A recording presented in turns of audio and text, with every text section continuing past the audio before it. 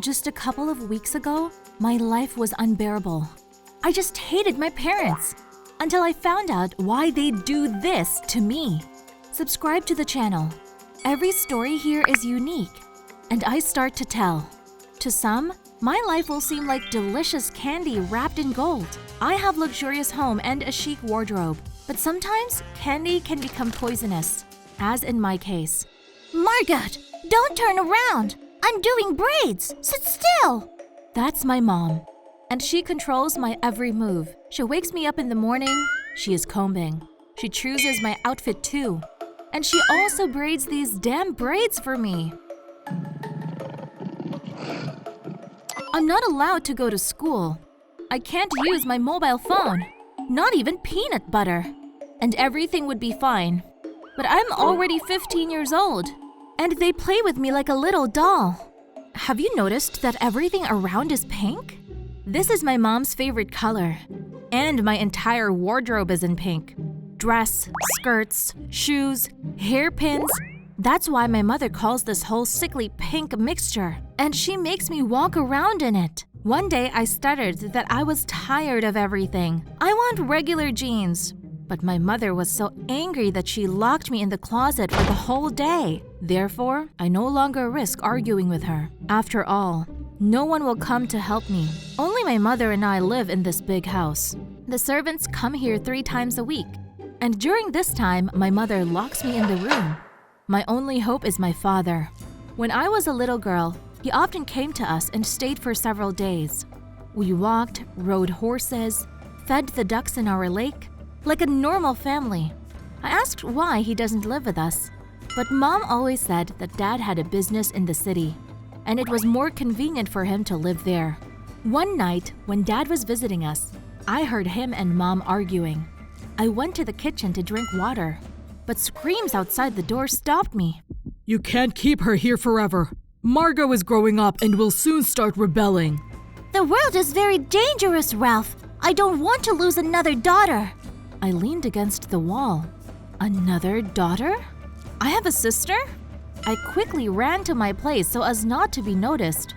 After the scandal, Dad did not appear for a long time. Ask why? I didn't take a risk with my mother. She's been hysterical a lot lately, but my thoughts didn't give me rest.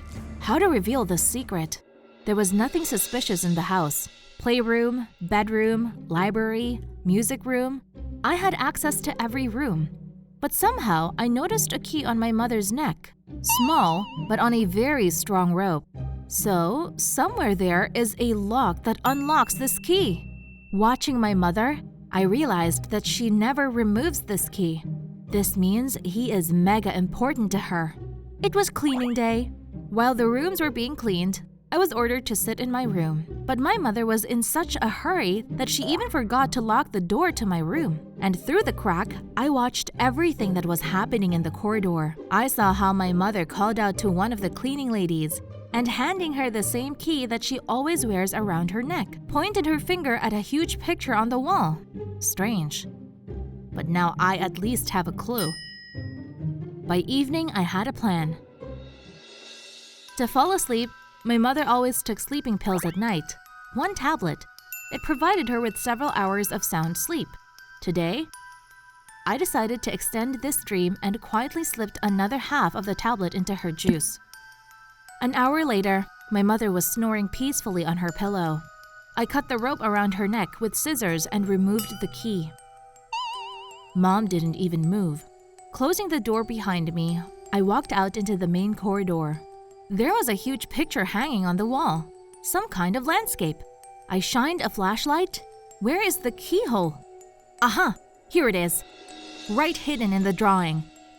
I turned the key, there was a slight click, and the painting suddenly moved away from the wall, and behind her, a passage opened. Then I found myself in a small corridor that led me to a strange room. When it turned on the light, I was stunned. It was a children's room, in pink tones, very similar to mine.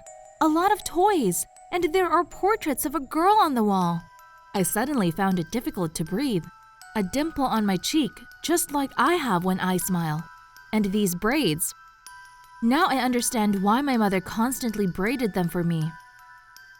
This is my Betty. I heard behind me. Mom was standing on the threshold. Tears rolled down her cheeks. My little Betty. And suddenly, she seemed to see something terrible in front of her. Her face contorted into a terrible grimace.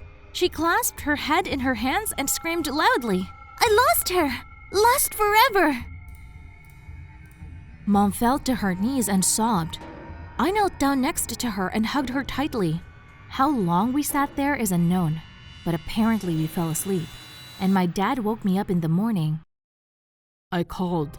Mom didn't answer, and I immediately rushed over. I told Dad what happened while he was putting her to bed. She woke up for a couple of minutes, but then, seeing Dad, she passed out again. Let him rest, and then the three of us will sit down and talk, daughter. Time dragged on endlessly. Dad and I were sitting in the kitchen and drinking an unknown number of cups of tea. Forgive me, Margot. Mom was standing at the door. All these years, the fear of losing you has blinded me.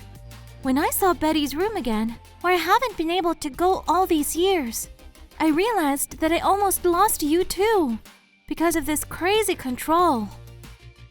Margot, Mom and I love you very much. A few years before you were born, we experienced a tragedy. Our Betty, who could have been your older sister, died.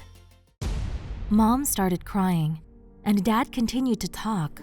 She and her mother had just gotten married when they had Betty. It was difficult for the mother to cope with the child. Scandals began in the family. To help his young wife, Dad hired an assistant. She took charge of Betty's care, and Mom had more time for herself. When Betty turned 3, her parents decided to relax outside the city together. We came here.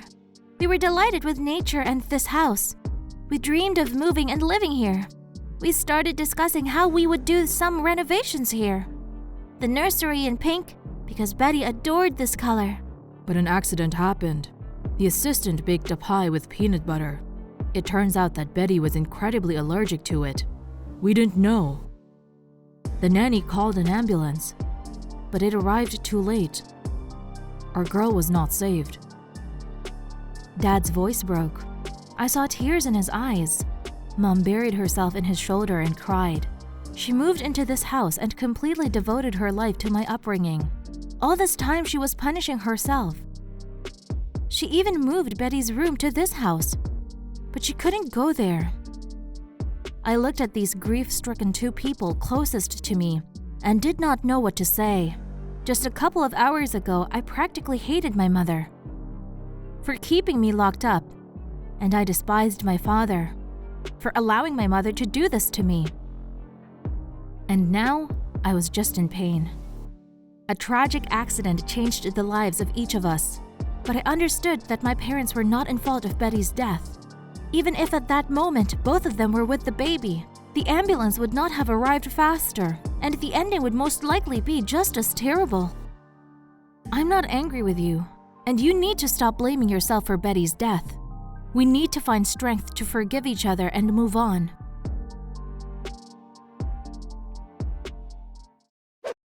A month has passed. I persuaded my mother to return to our city apartment. I changed my wardrobe, removing the color pink. It was Betty's favorite color, but not mine. Mom doesn't braid my hair anymore. Finally, I have a mobile phone. Yesterday, I was admitted to school, but I still don't eat peanut butter. I'm allergic to it too. Dad is incredibly happy that the family has been reunited. I will discover a new world for myself. Mom is trying to trust and let me into this world. Sometimes she stops her gaze at the photo of Betty that hangs in the hallway, and more often I notice not tears on her face, but a barely noticeable smile. She forgave herself.